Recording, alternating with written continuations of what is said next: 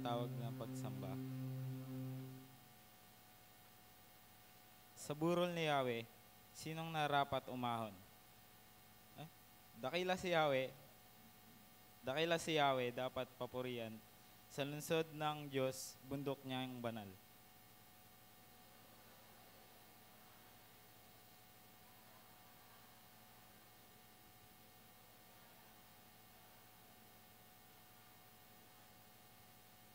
Tayo pong lahat. Sa piniling ng Diyos, ligtas ang sinuman sa loob ng muog ng banal na bayan.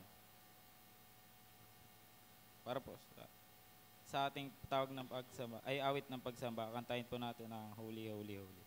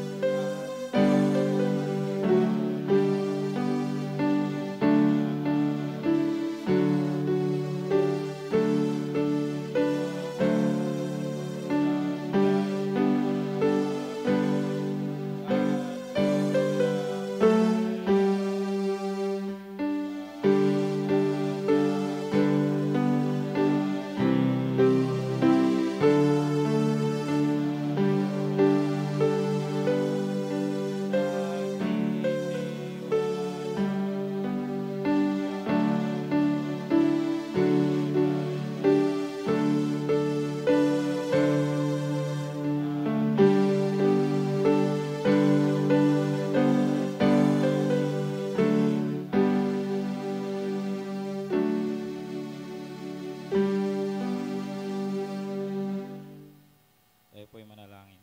Panginoon po namin mapangyarihan sa lahat, lumalang ng langit at lupa. Tinatas ko po namin at tinadakila, Panginoon. Maraming salamat po sa araw na to, sa araw ng linggo na ginabayan niyo na naman po kami sa inyong bahay sambahan upang kayo ay mapupurihan namin at madakila, Lord. Lord, nagpapasalamat po kami sa isa na naman po linggo ng inyong paggabay at pagbibigay sa amin ng mga pangangailangan namin sa araw-araw, Lord. Lord, salamat po sa araw na to, Lord, na mapapupurihan ka po namin, Lord. Pinagdadasal ko po ang daloy ng aming pagsamba, Lord. Kayo po ang siyang pumagitna at maging sentro ng aming pagsamba, Lord. Pinagdadasal ko po, ay tinataas po namin ang magsasalita sa linggong ito, Lord. Puspusin niyo po siya ng banal na Espiritu, Lord, upang sa gayon ay kung ano ang gusto nyong kung ano ang gusto nyong iparating ay ang siyang masabi. Ihanda niyo rin po kaming makikinig, Lord, upang maintindihan po namin ang mga salitang maggaling sa inyo, Lord. At patawarin niyo po kami sa aming pagkakasala, Lord. At patuloy niyo po kaming ituwid at ilagay sa tama ng landas, Lord. Ito lamang po ang aming panalangin sa Panginoon Jesus. Amen.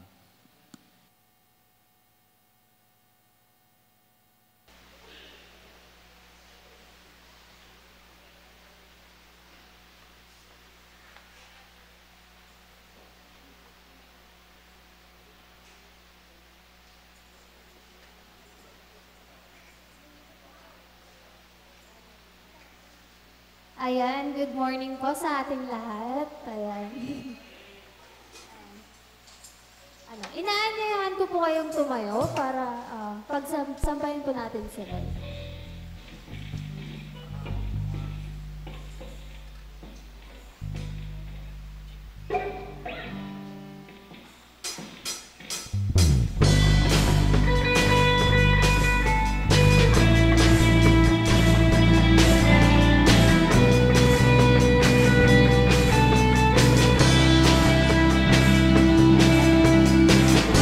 I've got a river of living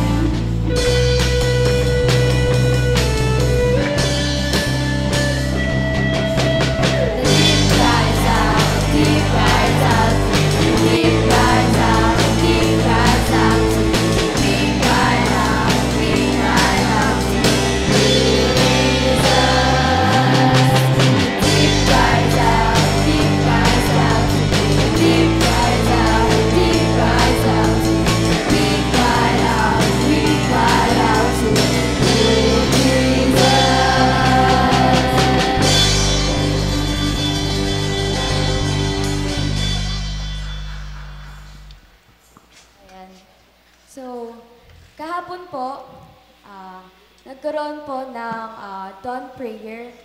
Ayun, meron pong mga nag-testimony and ang sabi ni Ate Maya, sabi niya, yung pagtaas ng kamay is a sign of surrender. So right now, I want you all to raise your hands. Mag-surrender tayo kay Lord kasi grabe yung pagpapala na natatanggap natin. Yung mabuhay yung pagkakaroon ng pagkakataon na mabuhay araw-araw. It's a blessing na lalo ngayong araw na nabuhay tayo ulit, parang nag-praise kay God. And yun yung reason na nandito pa tayo kasi walang ibang reason na ibinigay si God. Sabi niya, anak kita, nandito ka para sa akin. Amen po ba yan? So, let us all raise our hands and sing.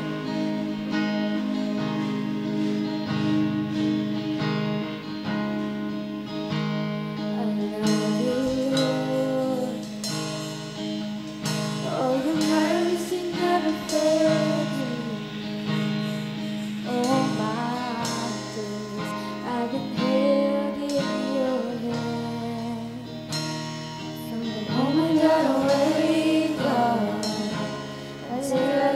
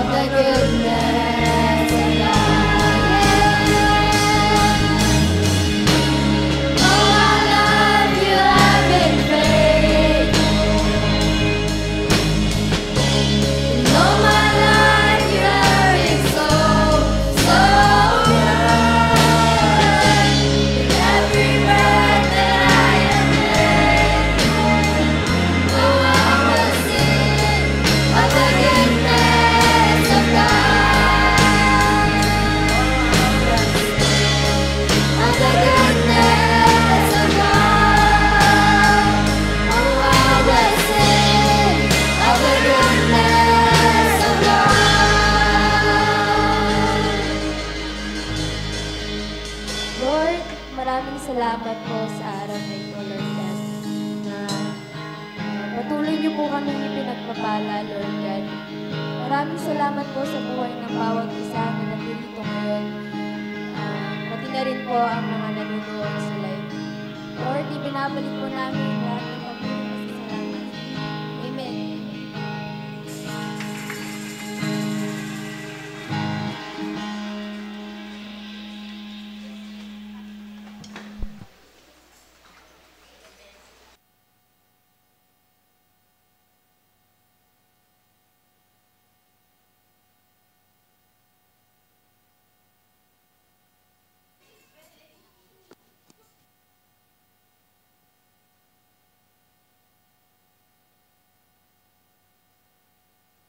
Para po sa ating sagutang pagbasa.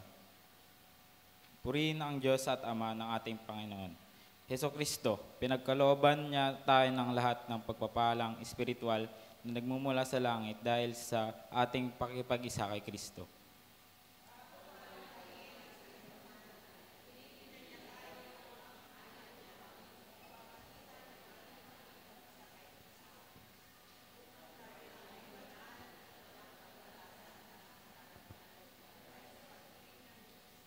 Pinili niya tayo upang maging anak niya sa pamagitan ni Hesukristo, ayon sa kanyang layunin at kalooban.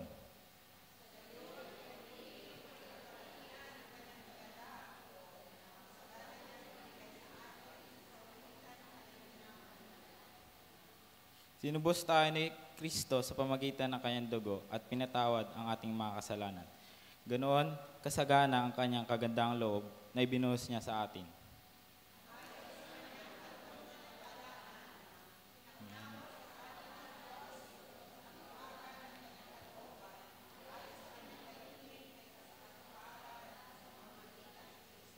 Tayo pong lahat, pagdating ng takdang panahon, layunin niyang tipunin ang lahat ng nilikha sa langit at sa lupa, at ipasailalim ang mga ito kay Kristo.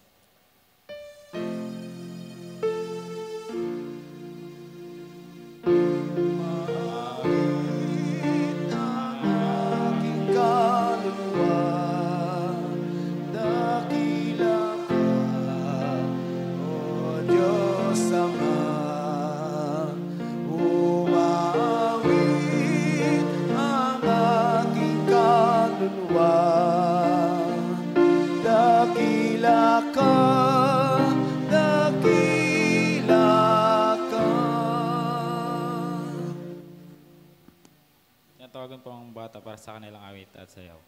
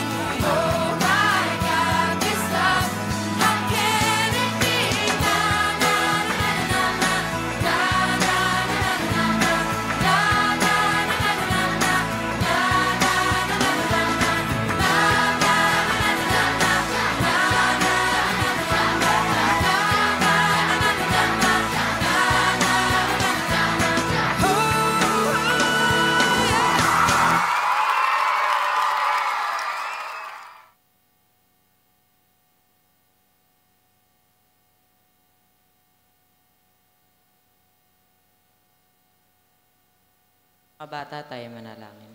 Lord God, maraming salamat po sa araw na ito na ibinigay niyo sa mga batang ito upang makapunta sa inyong bahay na sambahan, Lord God.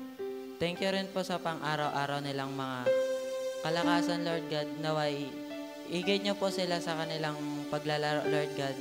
I-bless niyo rin po ang kanilang mga magulang na nag-aalaga at nagsusuporta sa kanila, Lord God. Lord, i-bless niyo po sila i-bless niyo po sila ngayon sa darating na pasokan, Lord God, na naway bigyan niyo sila ng katalinuhan, kalakasan, Lord God. In Jesus' name we pray. Amen.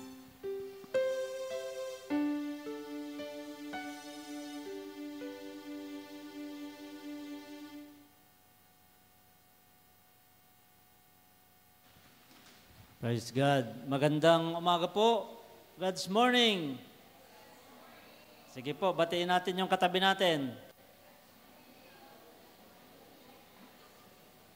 Halos nasa gitna na po tayo uli ng buwan ng Hulyo. July 14, 2024, second Sunday of the month, 8th Sunday after Pentecost. At nagpapasalamat tayo sa patuloy na ginagawa ng Panginoon sa ating kalagitnaan, sa ating pong mga gawain. Last Friday ay nakapagsimula po ang ating mga kabataan sa kanilang overnight fellowship dahil yan po ay gagawin nila every second Friday of the month. At ganun din po, tayo po ay nakapag-launch ng ating pong bagong gawain, ang ating face-to-face dawn prayer. At yan po ay gagawin natin every second Saturday of the month, alas 5 ng umaga. So, yun po yung bagong gawain natin. Mayroon na agad na request na baka daw pwedeng gawing twice a month, baka pwedeng gawing every Saturday. So, pag-aaralan po natin, idaan po natin sa council kung paano po natin gagawin. So, announcement po sa ating mga incoming activities. Tomorrow, July 15, some of our Korean brothers and sisters, doon po sa pinagpapastoran ni Pastor Tin Atriro, ay bibisita po sila sa church natin, expecting them on about 3 to 5 in the afternoon. At sila po ay makipag-early dinner sa atin. 8 po sila na mga Koreans at yung mga mayap, kasi mga mayap daw po sila. Available po kayo, mga mayap officers at council members. Makipagkita po tayo sa kanila dito po sa sanctuary at makipag-dinner din po tayo sa kanila. So, tomorrow po yan. On Saturday, July 20, mayroon pong District WCS Fellowship na gaganapin sa San Narciso United Methodist Church. 8 o'clock in the morning hanggang 3 o'clock ng hapon. May registration po yan na 50 pesos for snacks at kikibi po sa lunch. So, lahat po ng mga kababaihan natin, mag-usap po kayo kung paano po pupunta para tayo po ay makadalo. Patuloy po nating ipag-pray yung pong ginawa natin na sunal na pag-uusap, purom sa ating pong church issue. Nakaisa na po kaming church. Ngayon po, alas 11 ng umaga, habol po kami doon sa Wesley United Methodist Church para makiisa po sa kanilang purom po doon. Mag-schedule din po tayo para sa ating pong forum dito po after worship. Magbibigay po tayo ng date sa mga susunod na mga buwan. So, yun po ang ating mga announcements. Patuloy po tayong makipag-isa sa ating pong Panginoon sa diwa ng panalangin. Ipanalangin po natin patuloy ang kalakasan ni Nanay Smenya Perarisa, si Tatay Grande Rowelos. Ipag-pray po natin yung kanya pong karamdaman. Ipag-pray natin special favor kay Nanay Merly bukas. Mayroon po siyang lakad. Let us pray. Hallelujah. Oh Jesus. We come to you Abba, Father, as your children. Narito po kami na yung mga anak, nagtataas ng iyong pangalan. Dinadakila ka sapagkat ikaw ay pinakadakila sa lahat. Hari ng mga hari, Panginoon ng mga Panginoon. Hindi niyo po kami iniwan kahit saglit. Patuloy niyo po kaming pinagpapala sa lahat ng area ng aming buhay. Salamat po, higit sa lahat ng mga pagsubok, problema, mga usapin, mga sitwasyon na hindi maganda. Nandyan ka, Panginoon.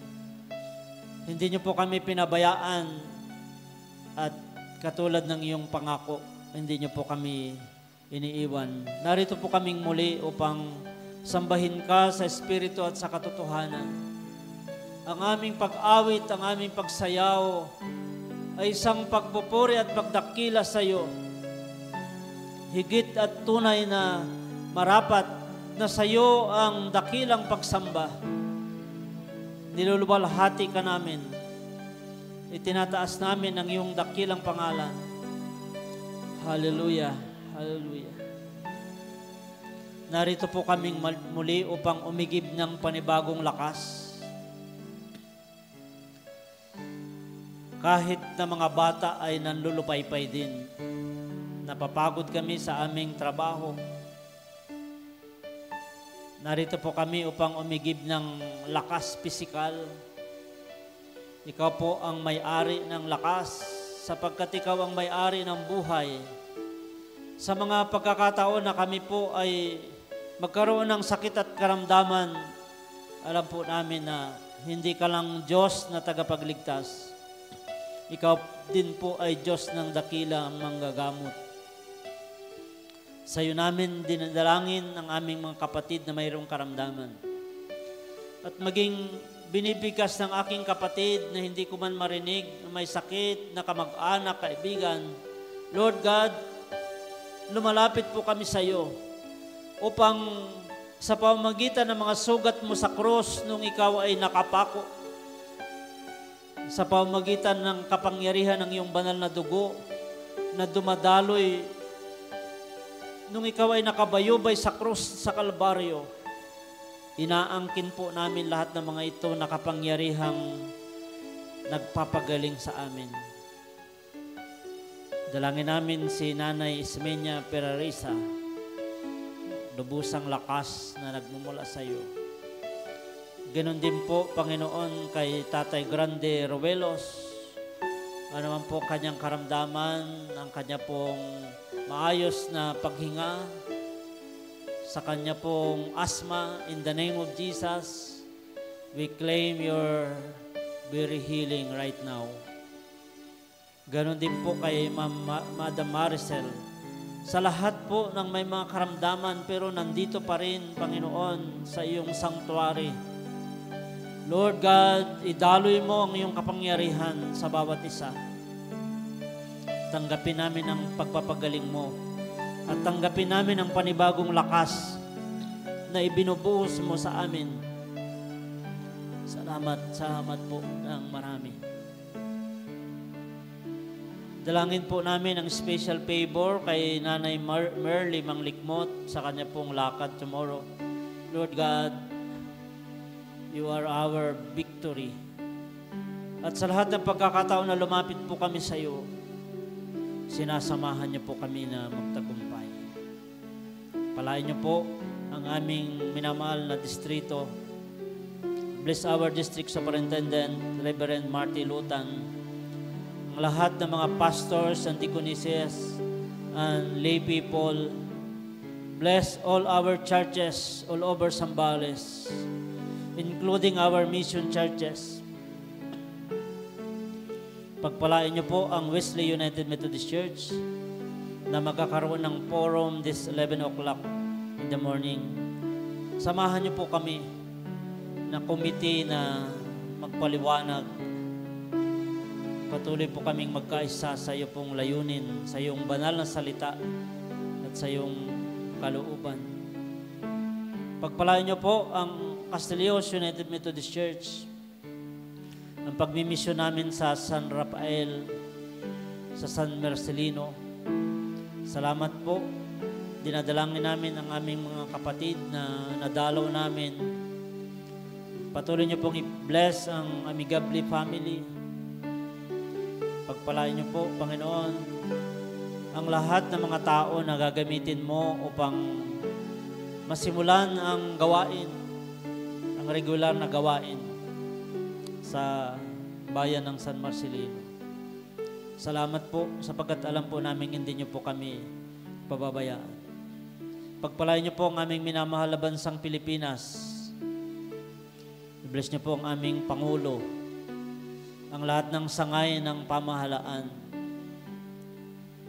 Pagpalain niyo po ang lahat ng local government units, ng lahat ng probinsya, lalong-lalo na pong Zambales, ng lahat ng bayan, lalong-lalo na po, Panginoon, ang Subic, Castilleos, San Marcelino, at lahat ng barangay.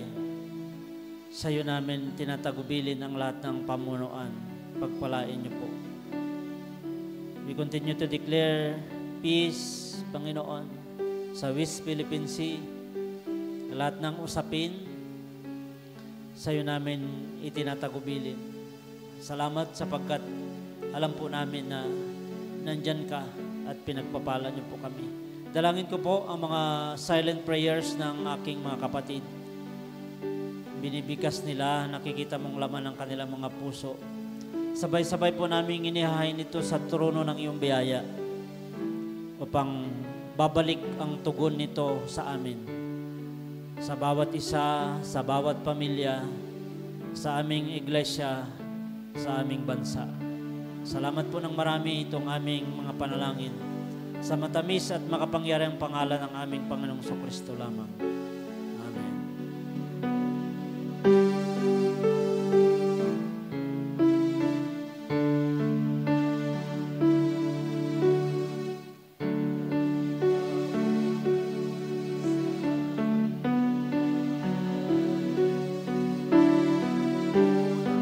Buhay ko'y baguhin mo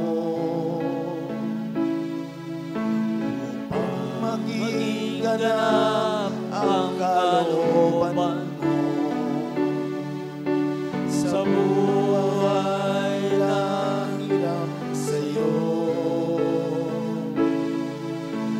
Maghari ka, O Diyos, maghari ka, Jesus, sa puso ko't kaluluwa, iniaalay sa'yo, sa pag-ibig mo't biyaya, ay naligtas ako.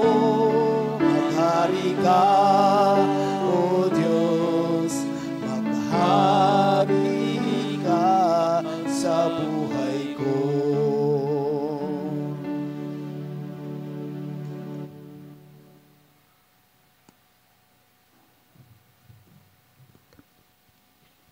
Samahan niyo po ako sa pagbasa sa banal na kasulatan na matatagpuan sa 2 Samuel chapter 6 verses 1 to 5 at verses 12 to 19. At ganito po ang sinasabi. Kinuha ni David ang kaban ng tipan. Pagkatapos nito, muling tinapon ni David ang mga piling kawal ng Israel. May 30,000 kalalakihang lahat. Pinangunahan niya ang buong hukbo at nagpunta sila sa Balehuda upang kunin ang kaban ng tipan na kumakatawan sa kaluwalhatian ni Yahweh. Ang Diyos na makapangyarihan sa lahat, na nakaluklok sa ibabaw ng mga kerubin. Kinuha nila ito sa bahay ni Abinadab, doon sa burol at isinakay sa isang bagong kariton, na inalalayan ng 2 anak nito na sina Uza at Ahiyo. Si Ahiyo ay nauuna sa paglalakad sa kaban. Si David at ang buong bayan ng Israel ay buong galak na sumasayaw. Sila ay umaawit sa saliw ng mga lira, kudyapi, tamborin, kastaneta at pompyang. Nang malapit na sila sa may gaikan ni Nakon, natalisod ang mga, sa kan po pala. Dito naman po sa verses 12 to 19. May nagbalita kay Haring David na pinagpalang mabuti ni Yahweh si Obededob. Ito'y ikinagalak niya, kaya kinuha niya ang kaban ng tipan at dinalanuhan niya ang kaban ng tipan at dinala sa Jerusalem.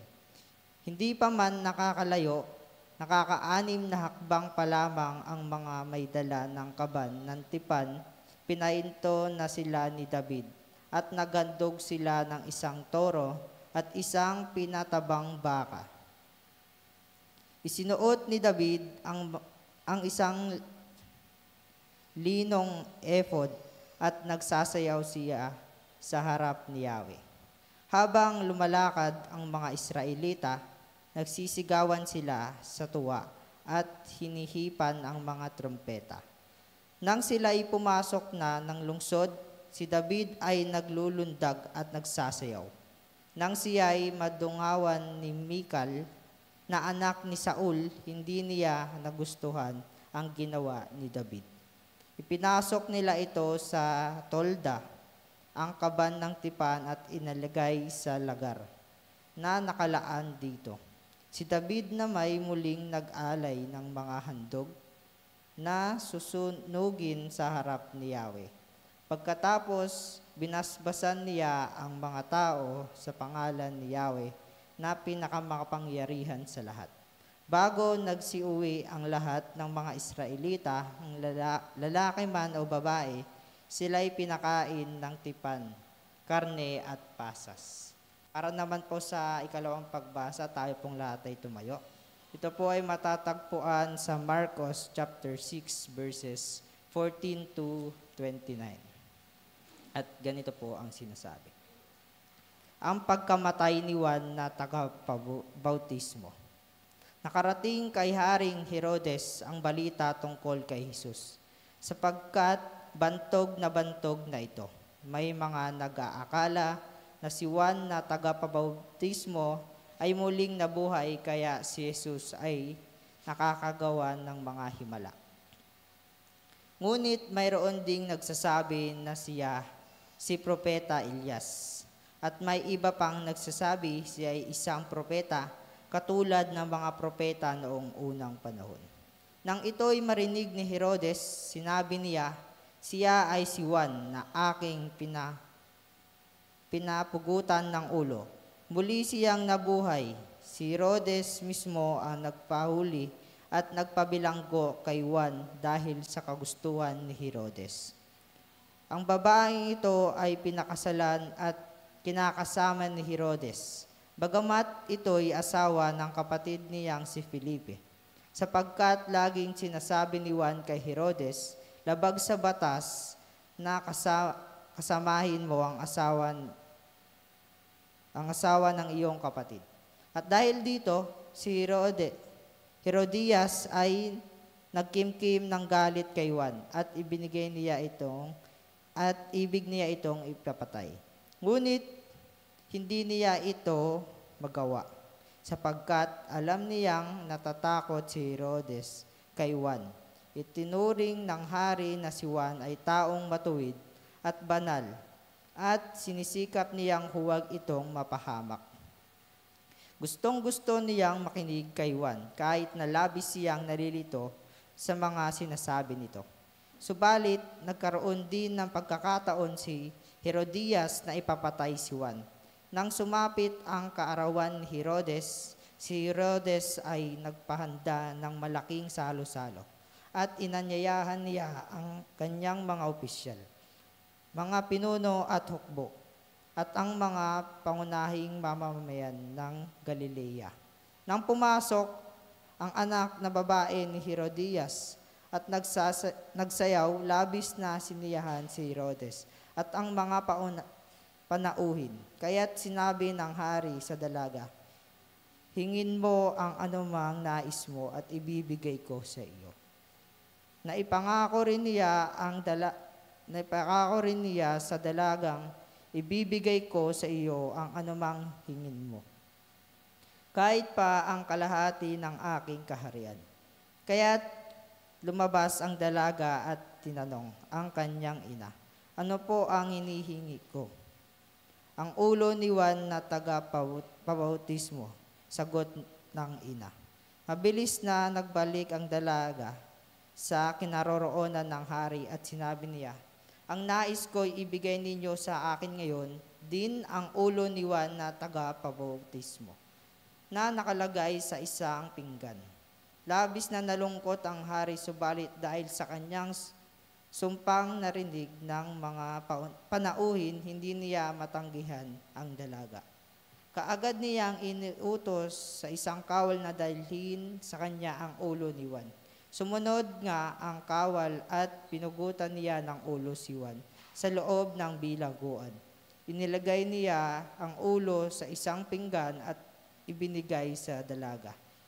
Ibinigay naman iyon ng dalaga sa kanyang ina. Nang mabalitaan ito ng mga alagad ni Juan, kinuha nila ang bangkay at inilibing. Pagpalain po tayo sa pagkabasa sa banal na kasulatan.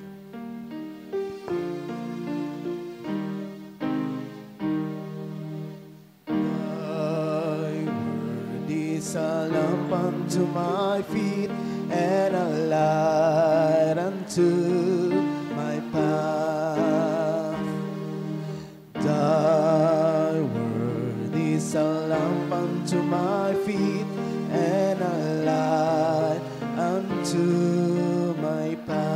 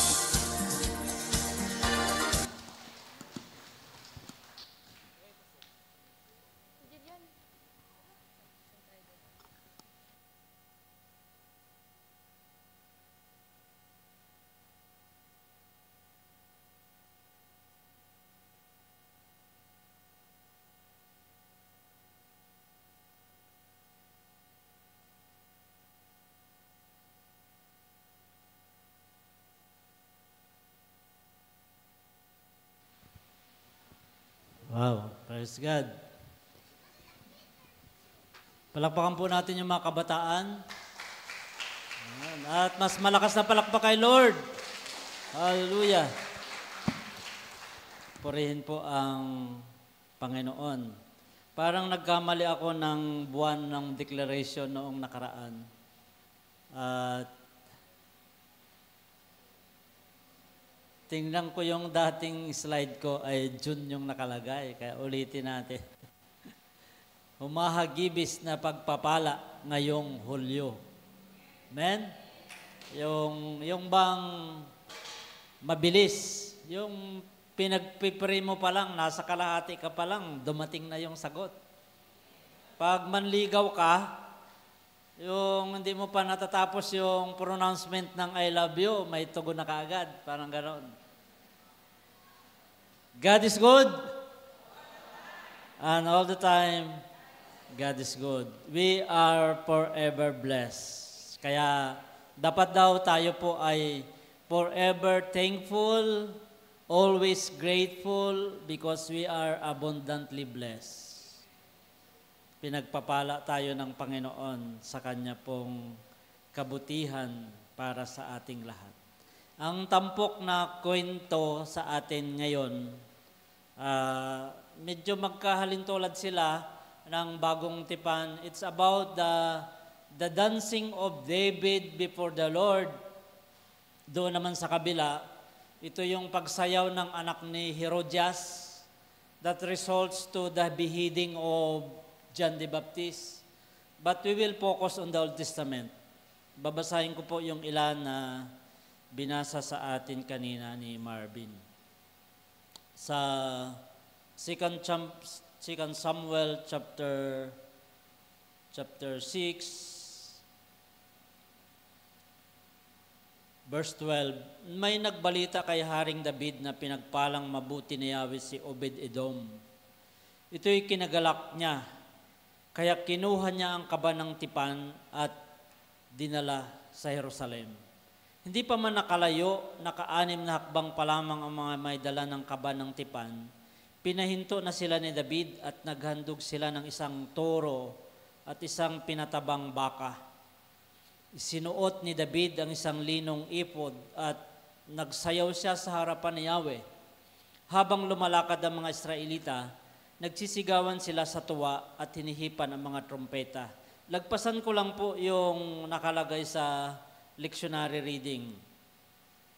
Verse 20. Pag-uwi ni David upang batiin ang kanyang pamilya, sinalubong siya ni Mikal na may ganitong pagbati. Dakilang araw ito sa hari ng Israel na parang baliw na nagsasayaw sa harapan ng mga aliping babae ng kanyang tauhan. Sumagot si David, ginawa ko iyon upang parangalan si Yahweh, sapagkat sa halip ng iyong ama at ang kanyang sambahayan, ako ang pinili ni Yahweh na mamuno sa Israel. At patuloy pa akong magsasayaw upang parangalan si Yahweh. At gagawa pa ng mas masahol dito.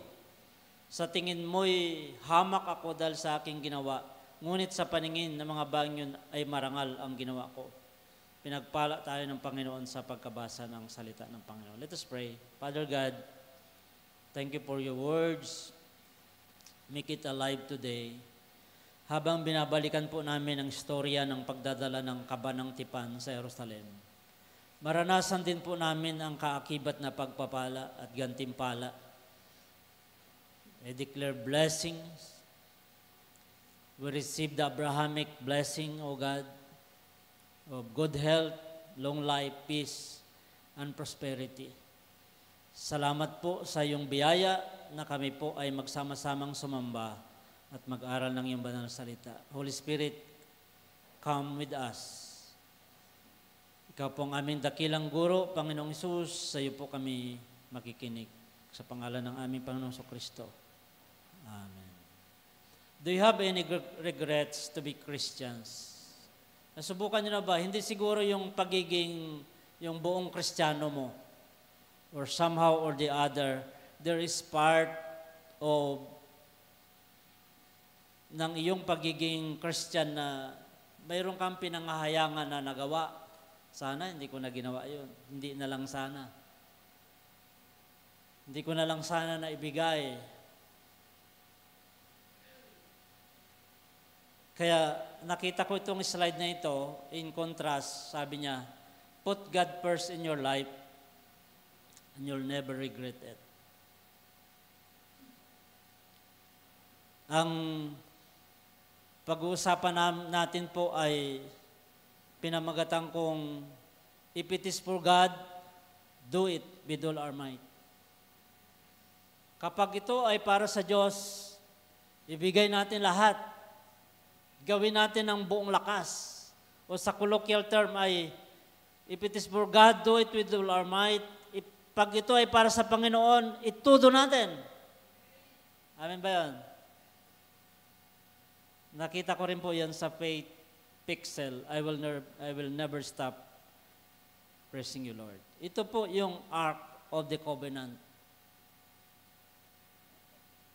Unti-unting nabuo yung Ark of the Covenant during the travel from Egypt to Promised Land. Ipinagawa sa kanila ng Panginoon yan.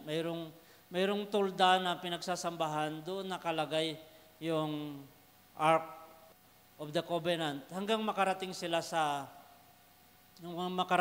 sa lupang pangako, doon sa Promised Land. Yan ang nagsilbing sanctuaryo nila, kung saan nakakatagpo nila yung Diyos, yung presensya ng Panginoon. Maraming pagkakataon na yung tuldang tipanan kung saan naroon ito, napupuno siya ng usok sa presence ni God. Napupuno siya ng ulap sa presence ni God. At mayroon akong nakitang question and answer. What was inside the Ark of the Covenant? Parang natanong ko na ito last time, di ba? Mayroong tatlong bagay na nandito sa Ark of the Covenant. Parang mayroong nagtataas ng kamay doon. Brother Mike, ano ba yung tatlo na yon?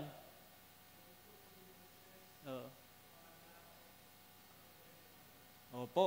Mayroon pong sa loob niyan ay mayroon pong 2 tablets of stones. Yung galing sa Mount Sinai na kinuha ni Moses na nakaukit doon yung 10 Commandments.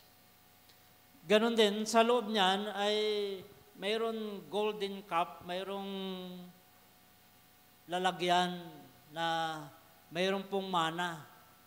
Yung mana, yun po yung umuulan doon sa disyerto nung panahon na binibigyan sila ng pagkain ng Panginoon. Parang pinipig na umuulan, pagkain po nila. At yung preservation, yun yung aking dyan na isa. Kasi yung mana na nahulog, pupulutin nila, that's only for that day. Hindi pwedeng mag-imbak sila ng marami. Kaya ang aking isang dyan, ang aking tinatanong sa isip ko ay, ano kaya yung nandun na na-preserve na mana? At saka yung yung pangatlo, tungkod ni Aaron na nagdahon at saka nagbulaklak. So, the Ark of the Covenant symbolize God's presence, power, love, symbolize God's promises. Yan po yung Ark of the Covenant. Kaya, gustong itong i-travel ni David sa Jerusalem nung siya po ay maging hari. Kasi yung Jerusalem, doon yung pinakapamunuan ng hari. Along the way, mayroong nangyaring sakuna, mayroong namatay, hindi na ituloy. Kaya yung Ark of the Covenant, for the meantime, inilagay sa bahay ni Obed-Edom na Gittite. Makita natin dito, sa 2 Samuel chapter 6 verse 11, and the ark of the Lord remained in the house of Obed-Edom, the Gittite, 3 months. Ibig sabihin, 3 months bago na ituloy na dalhin sa Jerusalem. Pero, on that 3 months, the Lord blessed Obed-Edom and all his household. Yung pinagdalhan ng, for the meantime, ng Ark of the Covenant, yung pamilya ni Obed-Edom, pinagpapala silang mabuti. At resemblance ito ng early church in Jerusalem, kung saan yung mga gawain ginagawa house to house. Do you remember doon sa early church na sa isang bahay ginagawa yung communion, ginagawa yung pag-aaral ng salita, ginagawa yung pagsamba. Mayroong isang G12 gathering na inatinda namin ni Mrs. ko na ang interpretation ng isang preacher doon, once you open God's ministry in your home, in your house. Halimbawa, may Bible study na na-open, may prayer na ginawa doon sa bahay mo, may family altar na gagawin doon sa bahay mo, ay there is so much blessing from the Lord. Parang yung Ark of the Covenant dinala sa bahay mo. At yan po ay isang pagpapala. Kaya hindi natin mapasubalian yung pagnanais ni Haring David na dalhin yung Ark of the Covenant doon sa Jerusalem.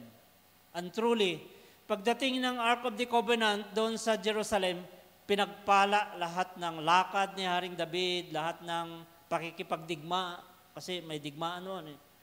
Pinagpala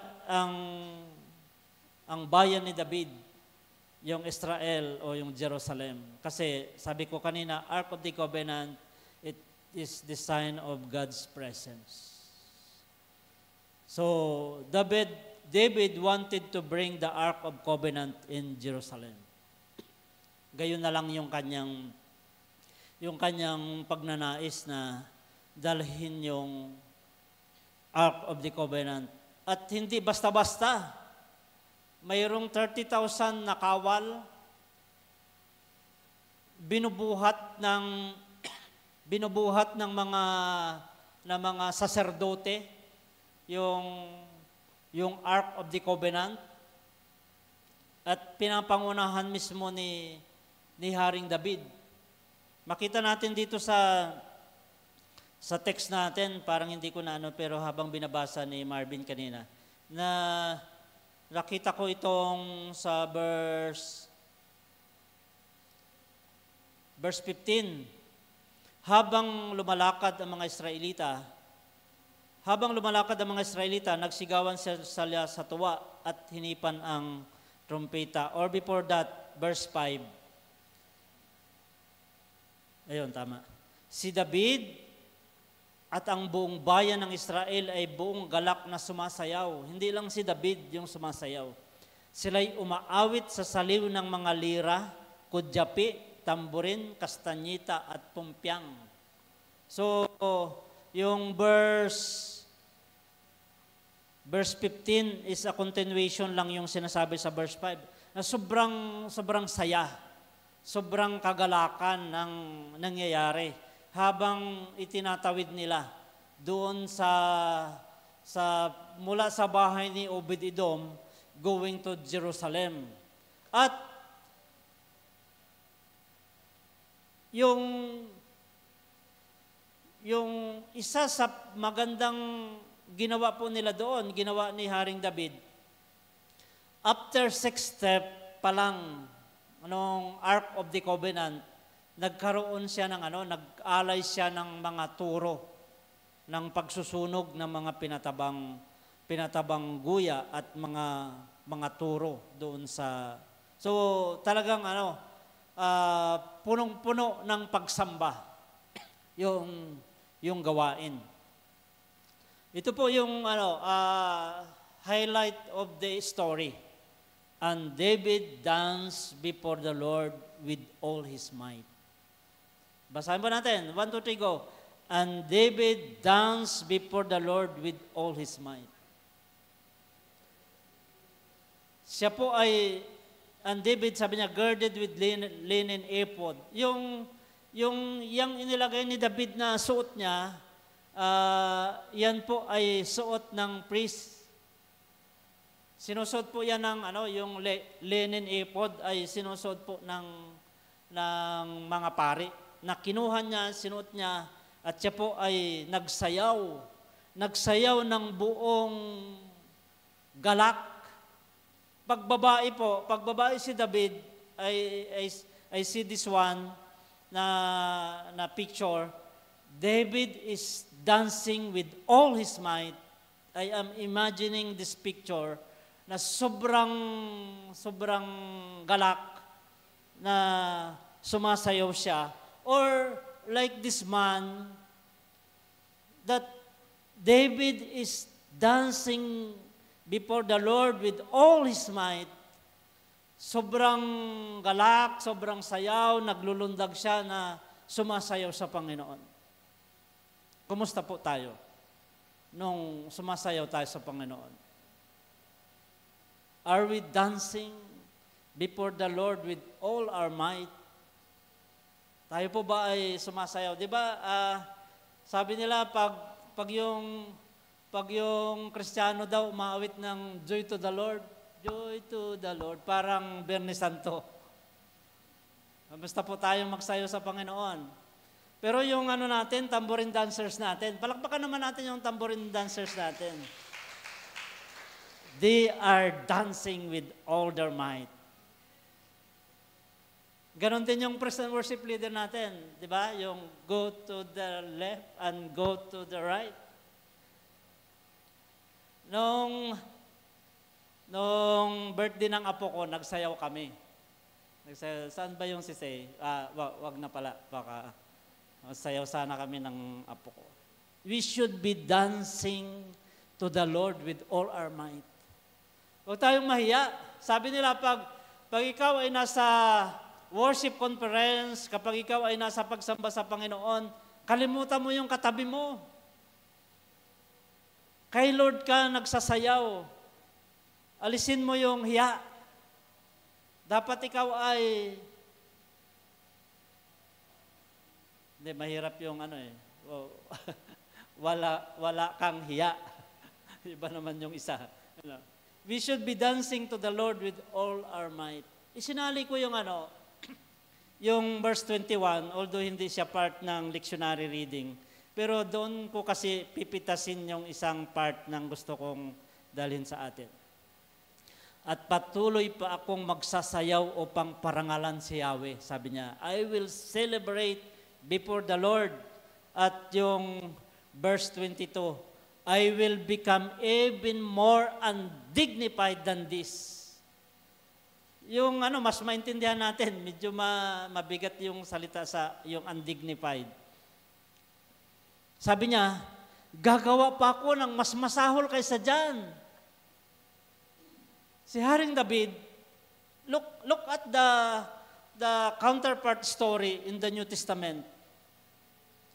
Si anak ni Herodias, nagsayaw din siya. Pero sabi ko, it resulted to the beheading of John the Baptist kasi nagandahan si Haring Herodes sa sayaw eh. We don't know the content of the dance of the daughter of Herodias, pero ang sabi ni Herodes, kung ano man ang hilingin mo, kahit kalahati ng aking kayamanan, ibigay ko sa iyo. Maganda yung sayaw.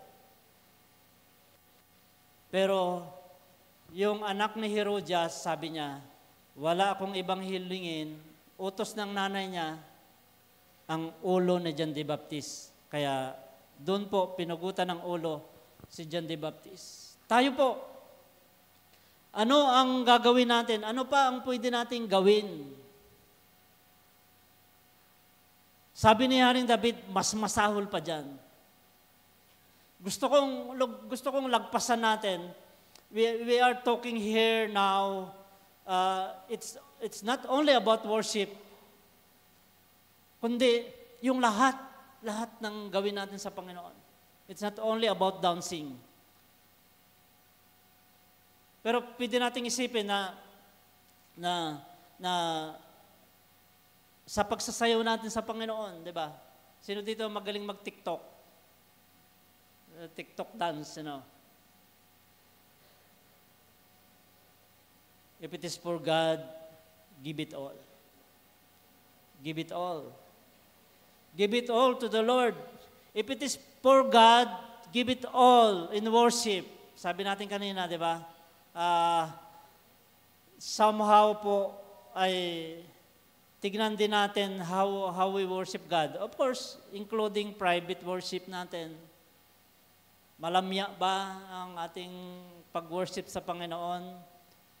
Magmula ngayon, isipin natin, pag ito ay para sa Panginoon, ito ay mayroong kinalaman sa pagsamba, let us give it all, itudo natin sa Panginoon.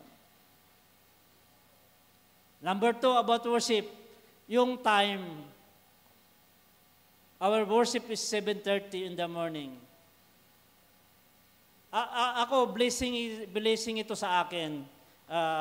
Gusto ko pong sabihin sa inyo para, hindi naman para konsensyahin kayong masyado.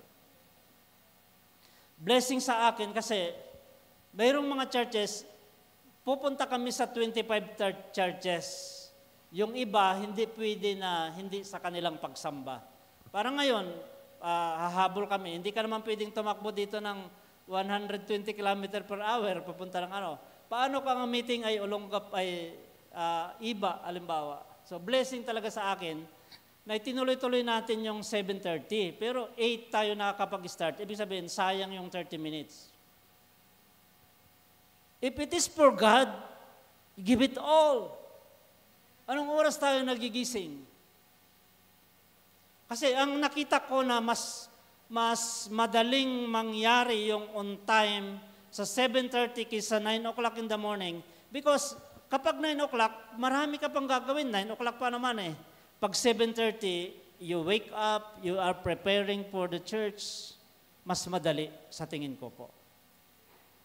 So, another wake-up call for us. Let's do it for the Lord. Gawin natin ito para sa Panginoon.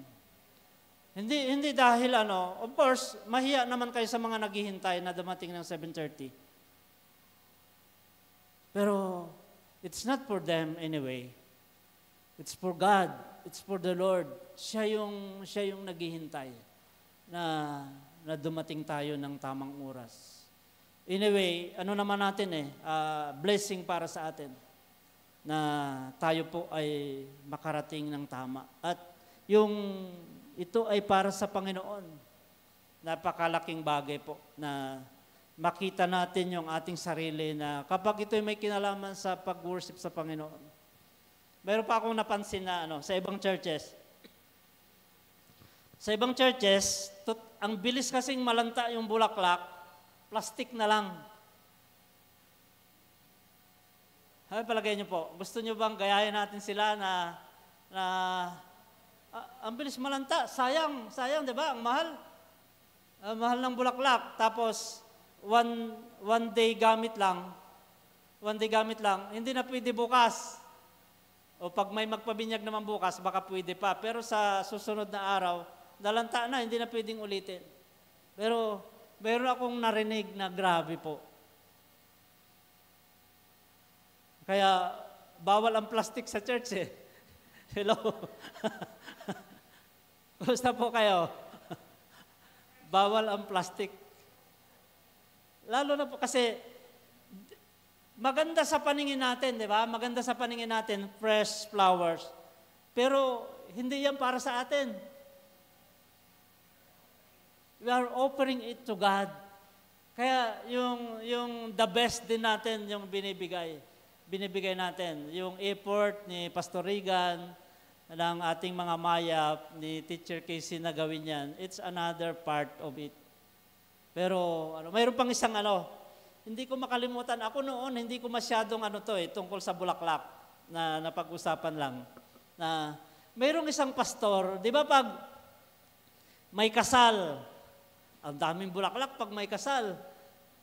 Nag-uunahan yung mga ngayon, yung mga churches na kukuha doon sa kasal. Mayroong isang pastor na nagsabi, sabi niya, naialay na yan sa kasal, hindi na yan pwedeng ialay sa church. Naibigay na daw yung purpose doon sa maraming natauhan doon na pwede pa naman. Pero pag pupuntahan natin yung avenue ng it is not for us, it is for God.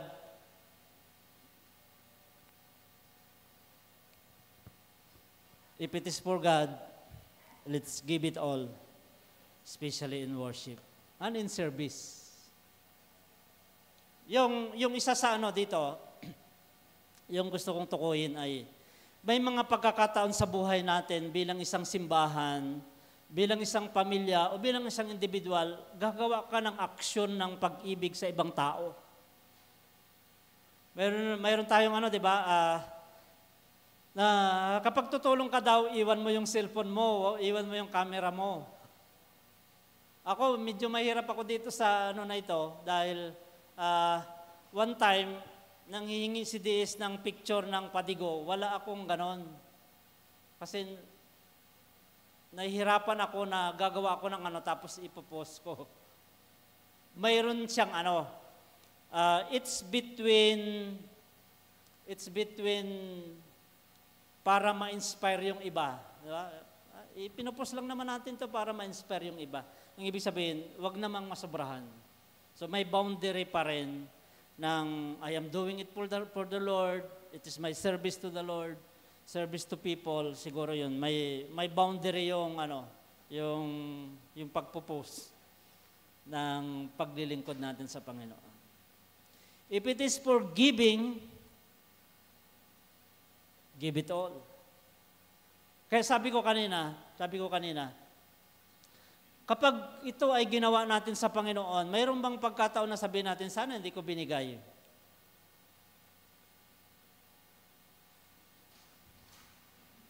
Yung pagkakaloob natin sa Panginoon. Hello po, sino po sa inyo ang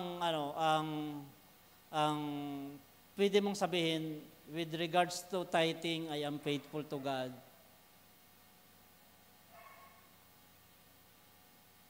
If it is for God, give it all. For the glory of God, siguro bago ako mag-district superintendent, so more than 10 years, that we increase our tithe from 10% to 15% for the glory of God. Hindi na namin pinutol yon. Kasi alam ko na kapag binigay mo sa Panginoon, wala kang pagsisisihan. Walang pagkakataon na sasabihin mong, sana hindi na lang. Or in doing our ministry, na makisangkot sa gawain ng Panginoon. Natutuwa kami ni Pastor Regan na gusto talaga namin maka-start ng regular na gawain sa San Marcelino. Na-meet namin uli yung ibang mga tao doon. At nakausap namin si Brother Amor na ilid tayo ng isang lugar para pagdausan ng regular Bible study. At yan po yung ating gagawin. At lahat ng mga ministry, yung feeding ministry, na-announce ko nung nakaraan na si Pastor Andoy, inaayos niya yung ating mass wedding doon, opportunity to do ministry, mag-share tayo ng pansit pag matuloy na yung kasal, siguro po somewhere in October, magawa po natin yon pag maayos na nila yung kanilang mga documents. So, mga pagkakataon na makagawa tayo ng ministry. At sa lahat ng pagkataon ay pinagpapala tayo ng Panginoon dyan. Sabi nitong nakita ko sa Psalm chapter 34 verse 1, I will always thank the Lord, I will never stop praising Him. I will never stop praising Him. Ako to, sana ito rin yung gusto nyong sabihin. Wala akong pinanghihinayangan na nagawa, na ibigay, na ubos na panahon sa paglilingkod sa Diyos. Lahat yung isipin natin, si John Wesley, mayroon siyang tinatawag na supererogation. It is equivalent to, in everything you do, lahat ibuhos mo sa Panginoon, when you are looking to the goodness of God, still sasabihin mo, Lord, kulang pa rin yung nagawa ko. Hindi ko mapantayan yung ginawa mo. Si Lord, hindi naman niya in-expect na pantayan natin siya sapagkat we cannot do that. Hindi natin magawa yon. Pero yung makita niya yung pagpupursige mo na ibigay mo sa Kanya. Itudo mo yung gagawin mo sa Panginoon. Hindi ka pababayaan ng Panginoon. Gustong-gusto ko itong binanggit ni Haring David. Sabi niya, kaya ko pang gumawa ng mas masahol pa dyan. Yung mas grabe pa dyan, gagawin ko. Kaya, i-translate ko sa, itutudo ko lahat sa'yo, Lord. Gagawa pa ako ng higit kaysa sa mga nagawa ko na. And I'm praying ko to God na, please pray for me. 2 beses na ako na hindi ko alam kung yung vertigo ko. Kahapon, nahilo uli ako. And I'm praying to God. Sobrang daming na-commit ko for this year. Nag-commit ako dito sa committee ng manifesto na kung saan ay paano natin gagawin yung patuloy na panghawakan sa salita ng Panginoon. Mayroon tayong movement dito sa buong Zambales, mayroon tayong stand sa buong Zambales. Mga hawakan tayo kung anong sinasabi ng Biblia. Sobra palang daming trabaho dyan. Na-commit ko naman yung sarili ko. Sabi ko sa Lord, gagawin ko yun. Walang pastor na talaga sa isang church. Home church namin yon. Hindi naman home church. Yun yung umusbong na church dahil sa aming pasimula. Doon sa baryo namin, sa pamagitan ng family ko. Walang nailagay na pastor. Nag-commit ako. Sabi ko kahit once a month, once a week, pupunta ako doon, mag-disciple, kung ano yung pwede kong magawa. Nag-uusap kami ng pamilya ko. Pero akala ko ganun lang kadali, mabigat din pala. Siyempre po, nag-commit ako dito sa church. Ang aking panalangin sa Panginoon na, Lord, bigyan niyo po ako ng lakas. Ang prayer ko nga nung nahilo ako, Lord, please, let me survive for this year. Let me survive for this year. Gagawa pa ako ng higit sa nagawa ko na dati. Kasi ito naman yung aking prinsipyo. Every year in my church appointments, lagi kong ino-overtaken yung sarili ko. I never compare myself to any other worker. Pero, simple lang, gusto kong mahigitan kung ano yung nagawa ko. Kasi kung hindi ko mahigitan, parang pabanjing-banjing lang ako. At hindi ko na ibibigay yung todo para sa Panginoon. I am inviting you all, people of God, let us commit ourselves sa Panginoon ng kakaiba para sa taon na ito. Before us, dito na lang po, magsimula tayo doon. Before us, mayroon tayong nilaunch na dawn prayer. Once a month lang. Pwede ba tayong mag-commit? Pwede ba tayong mag-commit na nandun tayo? Gusto ko gusto ko yung pag ma-approve ng council kahit twice a month. Kasi mayroon doon kasi overnight fellowship ng young people, na-trap sila. Parang whether they like it or not, kailangan mag-attend sila ng dawn prayer ng kinabukasan. Pero gusto kung madagdagan pa ng isa, yung bang mag-i-effort din sila na makatagpo ang Panginoon for once a month or it will become twice a month. May gagawin tayong bago for this year na gagawin natin para sa Panginoon. Sa pangalan ng Ama, ng Anak, Banal na Espiritu. Amen.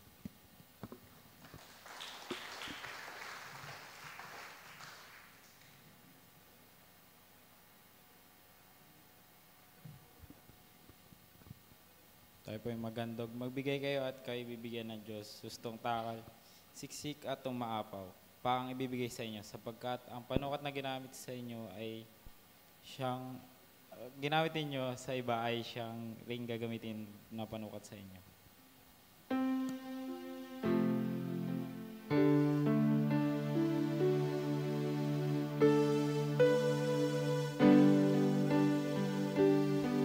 The grateful heart give thanks to the Holy One. Give thanks because He's given Jesus Christ, His Son. And now let the weak say, I am strong. Let the poor say, I am rich because of what the Lord has done for us. And now let the weak say, I am strong. Let the poor say, I am rich because of what the Lord has done for us. Give thanks.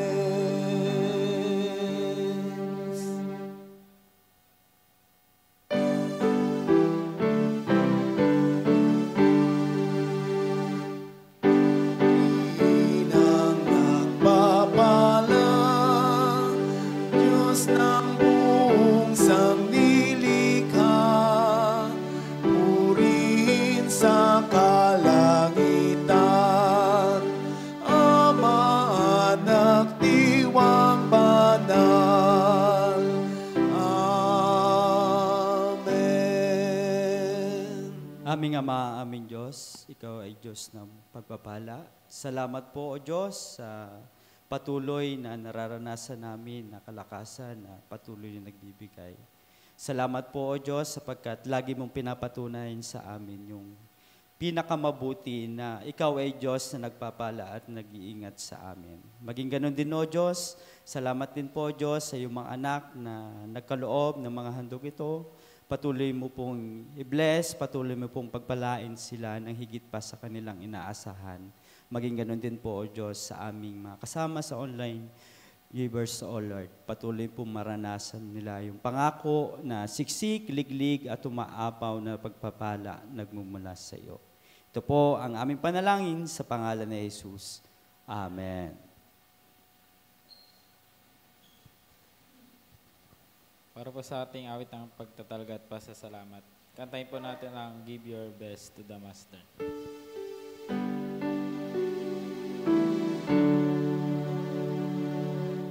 Sa Panginoon ibigay, lakas ng kabataan,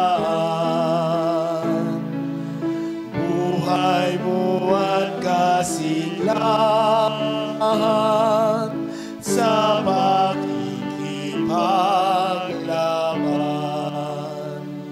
Si Jesus ang pamarisan, malakas at matapang. Siyang iyong paghandlugan ng iyong kalakasan. Sa Panginoon ibigay, lakas mong tinataglay, buhay mo at kasiglahan sa pakikipaglaban. Ang puso mo ay hain, Panginoon ibigin.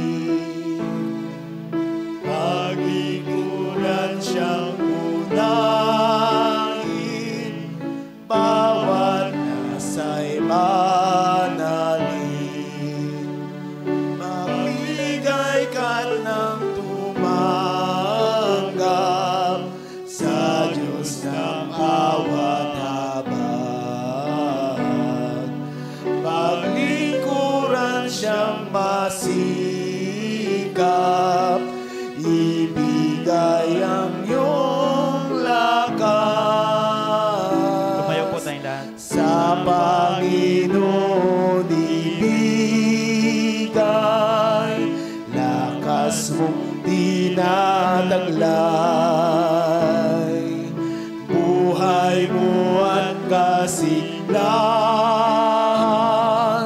sa pakikipaglaban. Nasa panahon po tayo ng paglapit. Idulog ang ating mga panalangin. Bigay ang ating mga pagpapasalamat.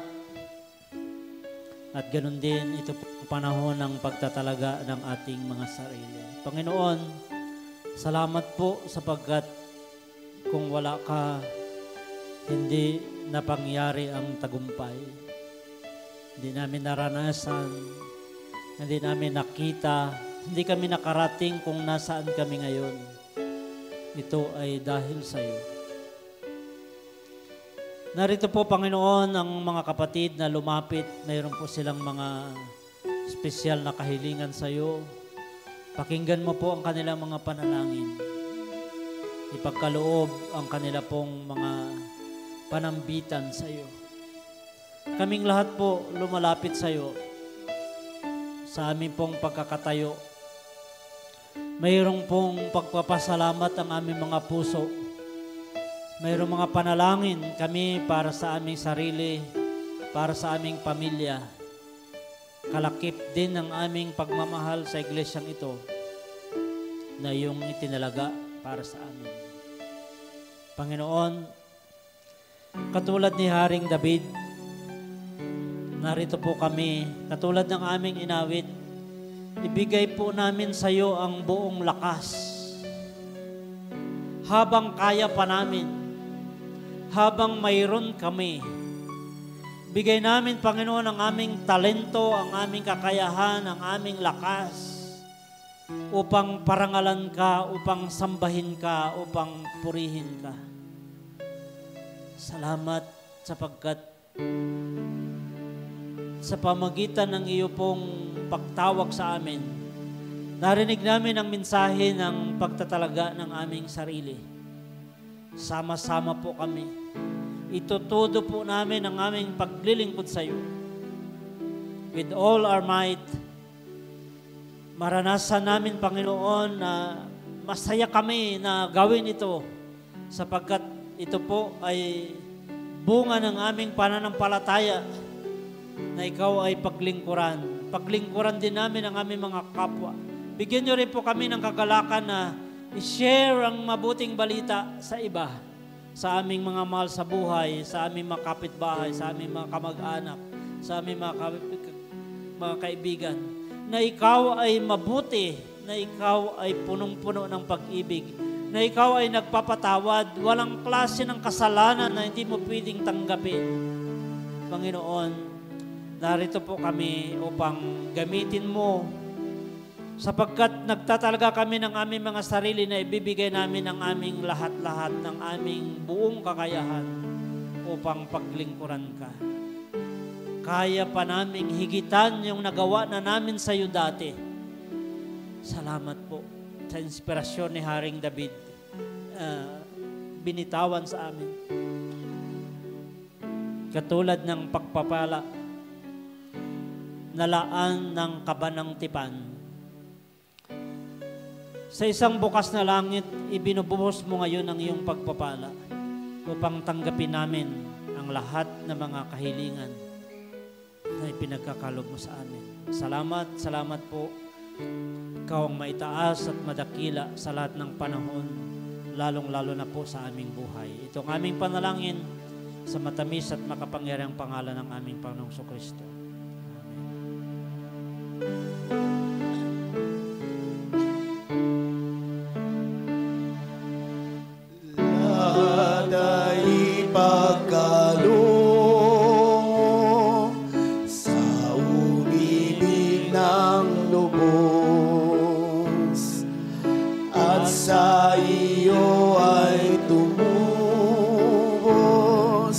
Sa lupa ay nanaon,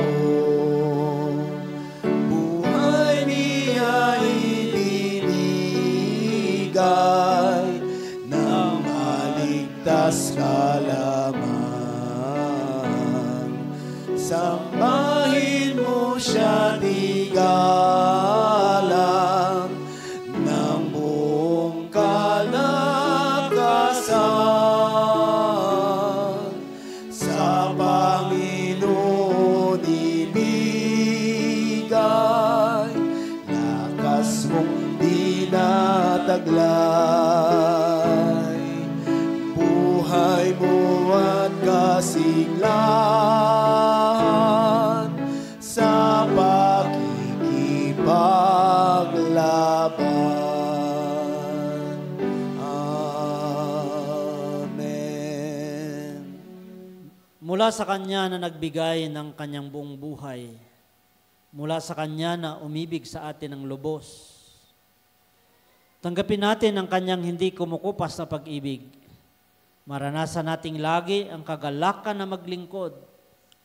Sumaatin ang lahat ng Kanyang mga pangako at masaganang pagpapala, ngayon, bukas at magpakailanman. Sa pangalan ng Ama, ng Anak at ng Banal na Espiritu. Amen. Amen. Amen. Amen.